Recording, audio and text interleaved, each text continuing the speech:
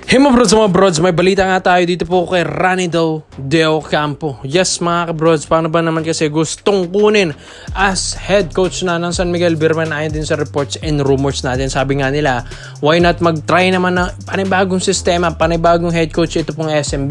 Dahil ito ay rumors lang naman, alam din naman natin si Ranido De Ocampo, si Coach Ranidel or Coach RDO. Meron na rin naman itong experience as an assistant coach dito sa PBA sa TNT. At Meralco Bolts, di ba mga kabrods, 6-time PBA champion as a player pero 4-time PBA champion as an assistant coach. Ito pong si RDO. Kaya okay na okay ito. Dahil dito sa TNT, ang dami na itong natutulungan. Magandang pagiging coach nito ni RDO dahil nade-develop niya hindi lang mga players maski big man din. Kaya flexible na coach ito si RDO dahil hindi lang naman pang book or by the book ito. Maski mga players dinede-develop na ito talaga. Kaya dahil syempre, dating player dating former PBA champion ito pong si RDO, pero ngayon dito kasi sa SMB gusto kasi nila na ito pong si Coach Leo Austria ay why not palitan din naman, why not maghanap ng mga panibagong sistema dahil alam din naman natin yan si RDO ay talaga na-adapt na niya yan yung sistema ni Coach Chot Reyes. Yes mga kabrods, syempre ikaw ba naman ilang taon ka na rin nakadikit dyan kay Coach Chot, sa 6 na taon ba naman napa-champion mo na or yung kupunan mong TNT ng 4 na beses. Kaya okay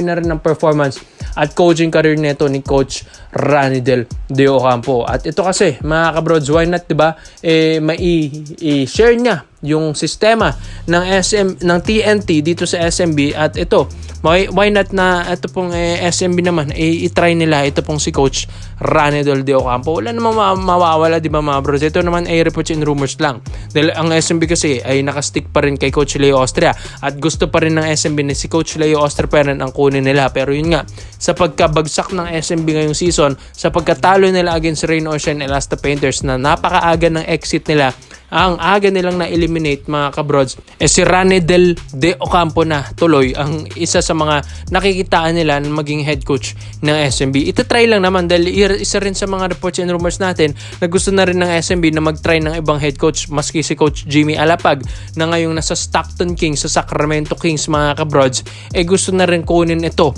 ng SMB mga kabrods as their head coach na. Kaya ito, si RDO rin naman gusto nilang kunin dahil mas mura nga, mas affordable and mas okay dahil itong si Coach Chot Reyes ay na-adapt na ni Coach RDO ang sistema doon, yung dribble drive offense. Kaya why not ito yung gawing head coach ng SMB, di ba mga bros? Masubukan lang, malay nyo mag-work, malay nyo yung mga ibang big man dito mas mapalakas pa ni Coach RDO at yung mga ibang players or shooters dito ay mapalakas pa yan ni Ranidel De Ocampo dahil di rin naman basta-basta ito pong si Coach RDO talaga may experience na to, maski Gilas Pilipinas, championship dito sa PBA, sa TNT and championship na rin as an assistant coach. Kaya okay na okay, hinog na rin yan sa coaching career niya. Kaya okay na ito at why not diba na humawak ng isang kupunan as head coach na mga kabrods. At ito, kung ang TNT naman ay makakalaban ni Coach Ranidel De Ocampo, may background na ito kung paano niya tatalunin o paano yung weakness ni Coach Chot Reyes mga kabrods, diba? Okay na okay ito para sa SMB na magkaroon ka ng isang TNT assistant coach mga kabrods or coaching staff ng TNT para diba mailahad mo yung weaknesses ng TNT Tropang Giga, diba? Dahil alam din naman natin ng TNT, di rin naman basta-basta yan, talagang umaangat talaga yan mga kabrods.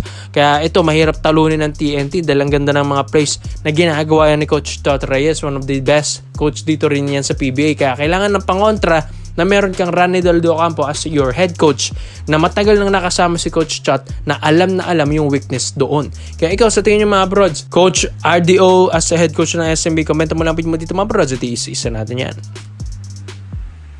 Dito naman po tayo sa kabilang balita naman natin mga kabrods. 6'8" Kenneth Farid. Yes mga brods, ang former NBA player ngayon na gustong kunin ng Barangay Nebra San Miguel as their import na sa Governors Cup 2026. Dahil gusto nga rin at balak nga rin ng Ginebra na maging reservang import ito ni Justin Brownlee ngayong finals round against TNT Tropang Giga. Kaso nga lang parang malabo na rin mga kabrods dahil malapit na rin matapos at parang healthy na rin si Justin Brownlee, hindi na ma-injured yan at hindi na kailangan ng reservang import import ng Ginebra ngayong finals round.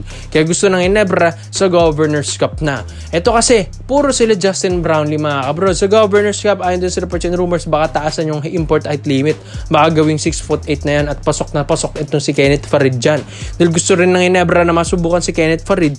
Dahil ito kasi nag-NBA ito. Tapos ngayon naglalaro sa EuroLeague. Well, ito one of the best league ito sa buong bansa or sa buong mundo mga kabros. Ang EuroLeague dito sa Greece, dito sa Panathinaikos, dito sa Athens, Greece. Mga kabrods, dito naglalaro ngayon si Kenneth Faried. Maski dyan sa Panathinaikos, talagang gumagawa yan si Kenneth Faried. Di rin basta-bastang import ito. Dahil yung confidence level nito iba na. Dahil biruin mo yan, ilang taon din itong nag-NBA mga kabrods. 8 years rin itong nag-NBA Di ito pong si Kenneth Faried mga kabrods. Kaya di rin naman basta-basta ito.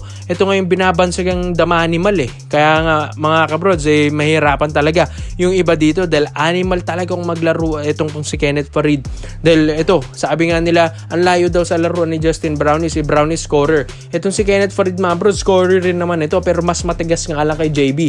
Mas okay sa ilalim. Mas maraming nakakapigil ito sa ilalim mga bros. Magaling sa depensa, sa opensa sa ilalim, sa footwork sa ilalim, sa outside shooting din. Maasahan mo si Kenneth Faried at mga kabrods, talagang mahirapan yung mga ibang players dito kapag sumasabayan yung isang former NBA player na katulad ni Kenneth Faried. Kaya okay na okay ito na gawing import ng Ginebra next season na sa Governors Cup dahil malaking bagay ito pong magkaroon sila ng banibagong import mga kabrods. Gustong gusto rin niya ng mga ibang Ginebra fans dahil sabi nga nila puro Justin Brownlee na lang ang lagi nilang nagiging import sa Governors Cup. Why not mag-try naman ng iba mga kabrods? Maski nga dito sa Commissioner's Cup si JB pa rin kahit walang import height limit.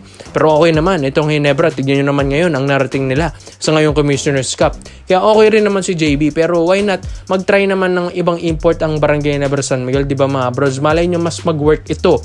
Si Kenneth Faried mas okay, mas hindi mahirapan ng Ginebra sa ilalim, lalong-lalo na yun si Japet Aguilar dahil hirap na hirap yan kapag si JB lang lagi, di ba?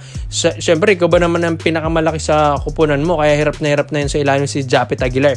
Kaya kailangan na meron din katulong sa ilalim kung ayaw maghanap ng Ginebra, kung ayaw nilang kumuha ng mga local bigs, why not palakihin nila yung import nila, di ba mga kabrods, para naman yung pang ilalim nila ay hindi na mahirapan. Dahil pagdating nga sa 1 to 4 na position dito sa Ginebra, wala nang problema magagaling na players, may mga scorer na players dyan pagdating sa 1 to 4. Pero pagdating sa ilalim, wala na, hirap ng Ginebra. Kaya ang Ginebra ngayon, gusto nila na mas lumaki pa yung import, mas eksperyensado na katulad ni Kenneth Faried, former NBA player, at ito, fresh pa from the EuroLeague at gumagawa talaga ito sa EuroLeague dito sa Greece. Itong si Kenneth Faried. Kaya okay na okay na makuha ito ng Barangay Ginebra San Miguel. Kaya ikaw, sa tingin ng mga kabrods okay ba na makuha ng Barangay Ginebra San Miguel ito pong si Kenneth Faried next season sa Governors Cup 2026? Komento mo lang po nyo dito mga brods at isa natin yan. Salamat po sa panonood mga brods. This is Phil Basketball Trade Option lang.